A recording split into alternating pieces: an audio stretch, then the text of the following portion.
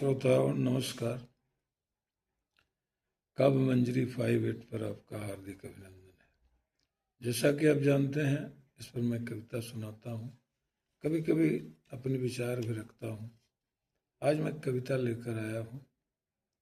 संदर्भ यह है कि आपने देखा होगा, सुना होगा, जंतर मंतर पर जो पहलवान बेटियां आई थीं, उनके साथ क्या हुआ था, उसी का इसमें जिक्र है।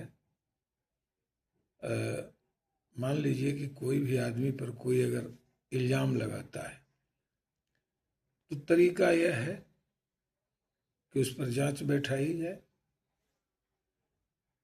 और अदालतें भी यही करती हैं। अदालतों में भी तो यही होता है कि इल्ज़ाम सही है, हजारों लोग बरी हो जाते हैं, वाइज्जत बरी हो जाते हैं, यानी उन पर इल्ज़ाम झूठा लगा हुआ था। लेकिन अदालतों की कोई ताकत नहीं होती कि जो झूठे इल्ज़ाम लगाने वाले हैं उनको दंडित करे। जो भी समय किसी भी आदमी का जो जेल में बर्बाद होता है या मुकदमे लड़ने में बर्बाद होता है, पैसे बर्बाद होते हैं, उसका मुआवजा कौन देगा? यह नियम बनना चाहिए कि जो झूठे इल्ज़ाम लगाकर, चाहे मंत्री हो, ऑफिसर हो, पुलिस हो, प्रशासन हो, कोई भी हो, अगर गलत इल्ज़ाम लगाकर किसी भी निर्दोष आदमी को फंसाया है, जेल में डाला है, तो अदालतों को ये तय करना होगा कि गलत, अगर अदालतें क्या करती हैं, सिर्फ कहती हैं कि इज्जत बरी किया जाता है। इसका क्या मतलब हुआ? 5 साल वो 10 साल जो जेल में वो रहा, मुकदमे लड़ने में जो उसके पैसे बर्बाद हुए, वो कौन देगा? पुलिस देगी कि जिसने इल्ज़ाम लगाया है वो देगा? ये अदालतों को तय करना चाहिए। तो गजब हाल है भाई। कोई किसी को 10 साल जेल में बंद रखे और फिर अदालत कहे कि इल्ज़ाम झूठा था, बाइज्जत बरी किया जाता है। ये क्या मतलब हुआ? जो उसका समय बर्बाद हुआ, उसके बच्चे, उसकी बीवी जो भूखे अब मरते रहे, पढ़ाई लिखाई बर्बाद हुआ, उसका परिवार बर्बाद हो गया, उसके बच्चों की पढ़ाई लिखाई बर्बाद हुई, उसका परिवार बर्बाद हो गया, इसका कौन मुआवजा देगा? ये नियम बनना चाहिए, कानून बनना चाहिए। लेजिस्लेचर बनावे या जुडिशियरी रूलिंग दे कि अगर कोई निर्दोष फंसाया जाता है तो उसको इतना मुआवजे की राशि के रूप में पैसे मिलना चाहिए। ये होना चाहिए। और नहीं तो ऐसे तो निर्दोष लोग फंसते रहेंगे, फंसाए जाते रहेंगे और जेल की हवा खाते रहेंगे। बाहर है देश, बाहर है जुडिशियरी, बाहर है लेजिस्लेचर। तो जंतर मंतर पर जो लड़कियां आई थी किसी भी आदमी पर इल्ज़ाम लगाने, तो तरीका यह था कि जांच बैठा दी जाती कि भाई गलत कह रही है या सही कह रही है, जांच होगी, देखा जाएगा। लेकिन सरकार ने क्या किया? उन लड़कियों को घसीट घसीट कर मारा। रात में बारिश में, आधी रात में पुलिस ने लाठीचार्ज किया, सबका सिर फट गया, खून से बेतर हो गई लड़कियां। और उसके बाद ना जाने उन पर कितने तरह के मुकदमे संगीन धाराओं में लगा दिए गए और उनको वहां से खदेड़ दिया गया। सोचिए, जिन बेटियों ने पहलवानी का परचम ओलंपिक खेलों में हिंदुस्तान का लहराया, उन बेटियों के साथ ऐसा किया गया। तो उसी पर यह कविता है। कविता का शीर्षक है जंतर मंतर। आप सुनिए।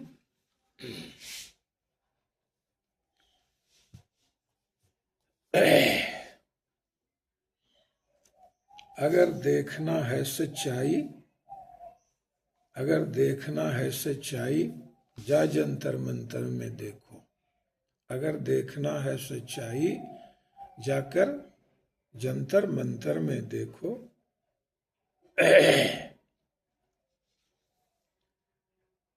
यही दरिंदा नाच रहा था सरेआम हो नंगा। यही दरिंदा नाच रहा था सरेआम हो नंगा। मतलब दरिंदा का मतलब इस जगह हुआ, मान लीजिए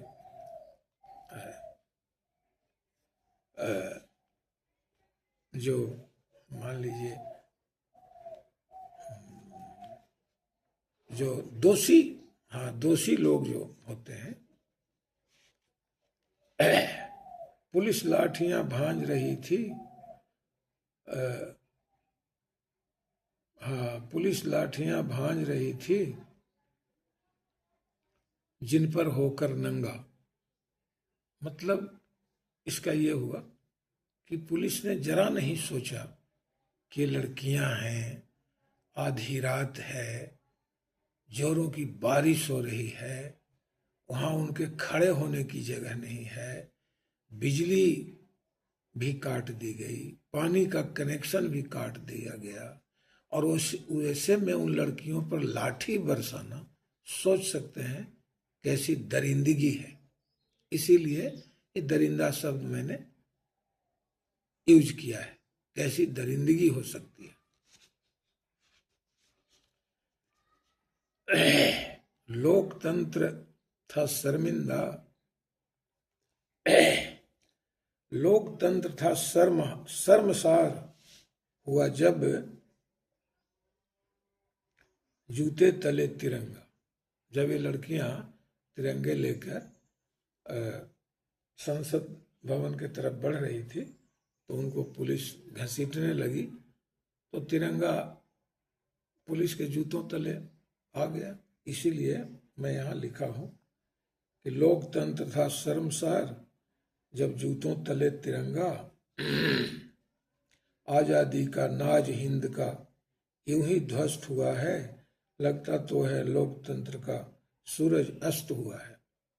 हाथ तिरंगा लिए बेटियां घायल चीख रही थीं, रौन तिरंगे को जूतों से पुलिस घसीट रही थी।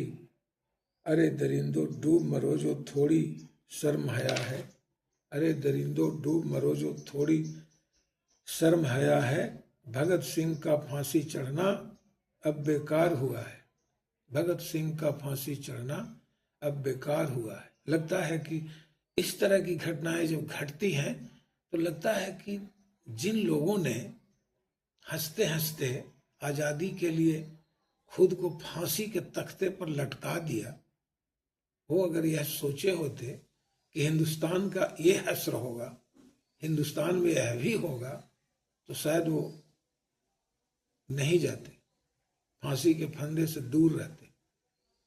इसीलिए मैंने इसका जिक्र किया है। खेल ओलंपिक पहलवानी में, खेल ओलंपिक पहलवानी में ऊंचा किया तिरंगा, खेल ओलंपिक पहलवानी में ऊंचा किया तिरंगा, उन पर लाठी बरस रही थी, उन पर लाठी बरस रही थी होकर जैसे नंगा। लाठियां, नंगी लाठियां का मतलब हुआ ये मतलब क्रूर, क्रूर लाठियां। हाँ, नंगा का मतलब क्रूर कहिए। लानत है उन महिलाओं को जो उन पर दोष लगाती है। ऐसी भी उस समय महिलाएं थी जो उन्हीं लड़कियों के ऊपर, वो हरियाणा की बेटियां थी, जाट बेटियां, उन्हीं जाट बेटियों के ऊपर, हिंदुस्तान की बेटियों के ऊपर कुछ महिलाएं उल्टा उन्हीं पर दोष लगा रही थी। जरा सोचिए, यह भी होता है। लानत है उन महिलाओं को जो उन पर दोष लगाती है, अस्मत अपनी लुटने पर भी जरा नहीं शर्माती है। अब जरा सोचिए, अरे भाई अगर किसी के साथ भी कुछ भी गलत हुआ है तो तमाम महिलाओं का अपमान है। अब तो भी महिला हो और महिला होकर एक दूसरी महिला पर इल्जाम लगा रही हो, उल्टा इल्जाम लगा रही हो, इतने पर भी खून अगर जो उनका नहीं उबलता है, अगर कोई महिला के साथ कोई भी घटना घटती है तो दूसरी महिलाओं को उनका साथ देना, उसका साथ देना चाहिए। इतने पर भी खून अगर जो उनका नहीं उबलता है, रोम रोम में अंगारों का कुंड नहीं क्यों जलता है, रोम रोम में अंगारों का कुंड नहीं क्यों जलता है, हर महिला हो शर्मसार क्यों डूब नहीं मर जाती है, जो पीड़िता बेटी को ही उल्टा दोषी ठहराती है। ये मैं कह रहा हूं, धरा धूम कर फटती है वैदेही गले लगाती है। ये सीता जी की ये बात है कि धरती फट गई थी और सीता जी इन्हीं इल्जामों के चलते उसमें समा गई थी। उन पर भी इसी तरह का दोष लगा था, चारित्रिक दोष लगा था। धरा धूम कर फटती है वैदेही गले लगाती है, आप नहीं क्यों जनक नंदिनी सी नारी बन जाती है। आपको भी उसी तरह की नारी बननी चाहिए जिस तरह की सीता थी। जनक नंदिनी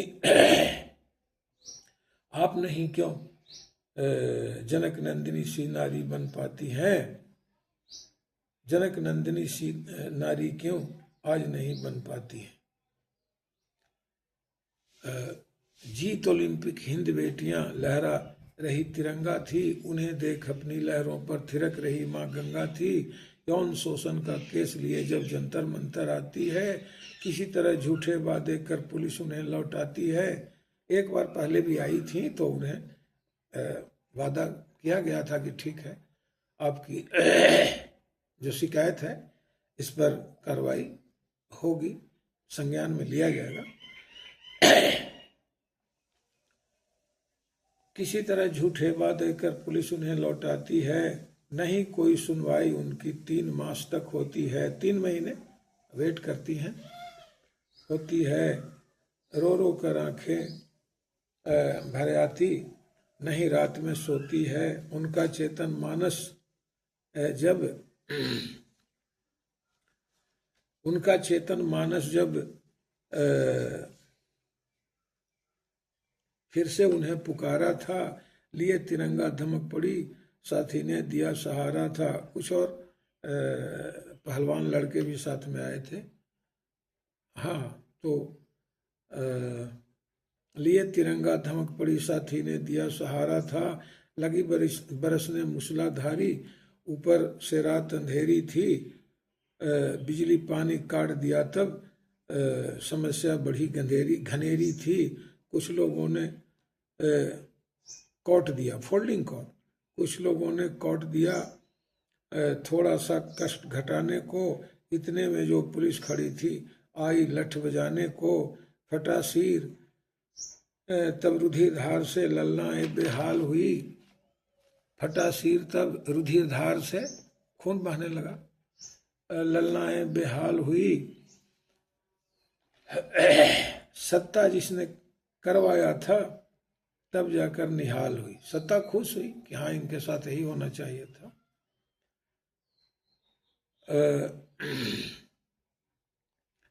ना जाने अनगिनत मुकदमे उन पर ही थे दर्ज हुए, लगता है सत्ता का ही यही सब थे फर्ज हुए।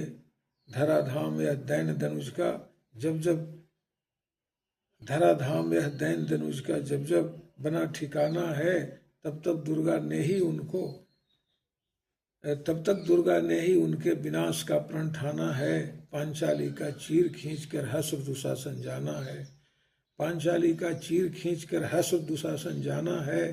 दैत्यराज दशानन ने भी नारित्व अलौकिक माना है। रावण का अपना चरित्र नारी समक्ष झुक जाता था, रावण का अपना चरित्र नारी समक्ष झुक जाता था। दुस्साहस से भी भरा हृदय कुछ करने से रुक जाता था। ये रावण और सीता के संदर्भ में बात कही गई है। कुछ भी नहीं बिगाड़ सका वह नारी परम पुनीता का, विनयशील हो 1 साल तक चरण मांगता सीता का।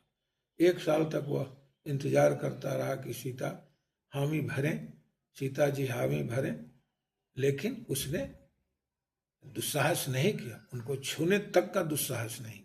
सोचिए, नारीत्व का रावण ने भी इतना सम्मान किया था। आज तो लगता है कि रावण से लाख गुना ज्यादा दानवी प्रवृत्ति वाले दानव हैं।